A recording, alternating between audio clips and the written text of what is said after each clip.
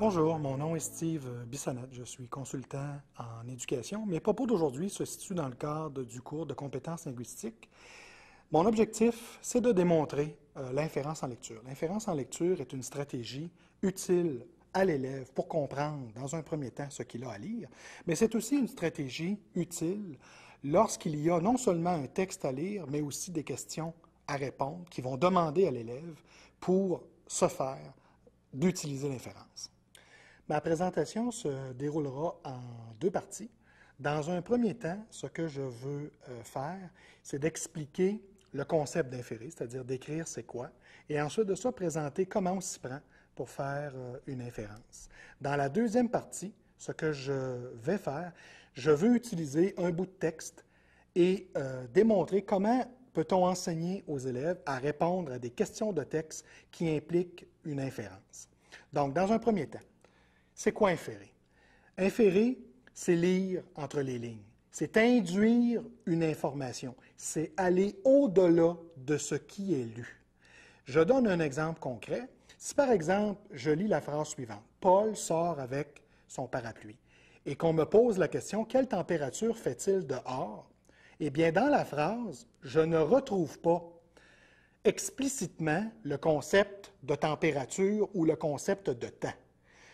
Par contre, je peux répondre à une question comme celle-là parce que j'ai dans la phrase « Paul sort avec son parapluie » un indice qui me permet de repérer le temps qu'il fait.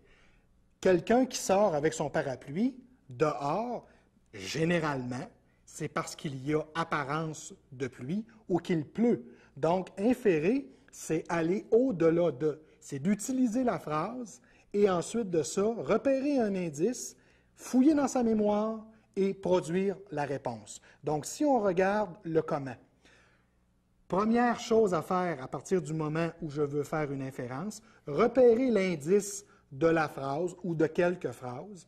Ensuite, aller fouiller dans sa mémoire, c'est-à-dire mettre en lien les indices de la phrase ou du texte avec les connaissances qu'on possède déjà dans sa mémoire et utiliser une question qui me permet de faire le lien entre les indices et ma mémoire. Et la question est, à quoi cela me fait généralement penser? Donc, si je reviens avec l'exemple de Paul sort avec son parapluie, la question qui est posée, c'est quelle température fait-il dehors? Donc, qu'est-ce que je cherche? Je cherche le temps ou la température dans la phrase. Où est mon indice? Mon indice, c'est parapluie. Et quand je pense à parapluie, si je m'en vais fouiller dans ma mémoire en utilisant la question « à quoi ça me fait penser ?» Quelqu'un qui sort avec son parapluie dehors, à quoi ça me fait penser? C'est qu'il y a probablement un temps qui est à la pluie ou bien il y a apparence de pluie.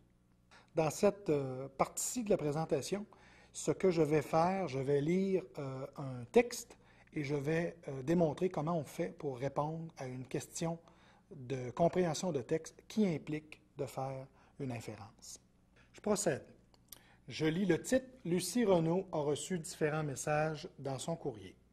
Je lis maintenant le texte. « Madame, voici les résultats que votre enfant a obtenus lors de son dernier cours. Il a fait beaucoup d'efforts et de nets progrès dans les exercices au sol et à la poudre d'équilibre.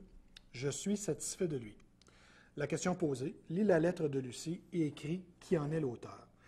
Donc, si j'essaie de transformer la question en « qu'est-ce que je cherche? Qu'est-ce qu'on me demande de faire dans ce petit bout de texte-là? » On me demande d'identifier l'auteur. C'est qui ça, l'auteur? C'est la personne qui a écrit la lettre à Lucie. Donc, je dois essayer de repérer dans le texte les indices qui me font penser à l'auteur, puisque c'est l'auteur que je cherche. Je reprends.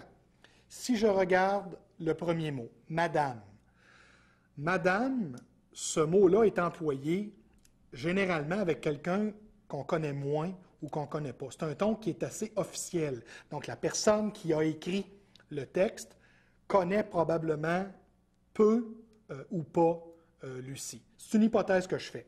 Je continue. Voici les résultats que votre enfant a obtenus lors de son dernier cours. Quels sont les mots dans cette phrase-là ou les indices qui pourraient me permettre de faire des liens avec l'auteur, c'est-à-dire la personne qui a écrit le message? Dans cette phrase-là, le mot résultat me fait penser à examen, à test. Le mot cours me fait penser à école. Eh bien, l'auteur pourrait être quelqu'un du monde scolaire, avec les indices que je viens d'utiliser, parce que le mot résultat et le mot cours me fait penser à l'histoire de l'école. Je continue. Il a fait beaucoup d'efforts et de nets progrès dans les exercices au sol et à la poutre d'équilibre. Dans cette phrase-là, c'est quoi les indices qui pourraient me permettre d'identifier l'auteur? Eh bien, quand on parle d'exercice au sol et poutre d'équilibre, à quoi ça me fait penser? Ça me fait penser à un sport, c'est-à-dire de la gymnastique, ou si je mets le tout en lien avec l'école d'avant, ça me fait penser à un professeur d'éducation physique. Donc, j'aurais tendance à dire à ce stade-ci, avant d'aller lire la dernière phrase, que l'auteur pourrait être quelqu'un du monde scolaire et quelqu'un qui s'occupe soit de l'éducation physique ou bien de la gymnastique. Je lis la dernière phrase, « Je suis satisfait de lui ». Je remarque que « satisfait » n'a pas de « e ». À quoi ça me fait penser? Ça me fait penser qu'il s'agit d'un homme. Donc, si je replace toutes les informations ensemble, on me parle d'école, on me parle d'éducation physique ou de gymnastique, et il s'agit de quelqu'un de masculin. Je réponds à la question demandée. L'auteur de cette lettre est le professeur d'éducation physique ou l'entraîneur de gymnastique.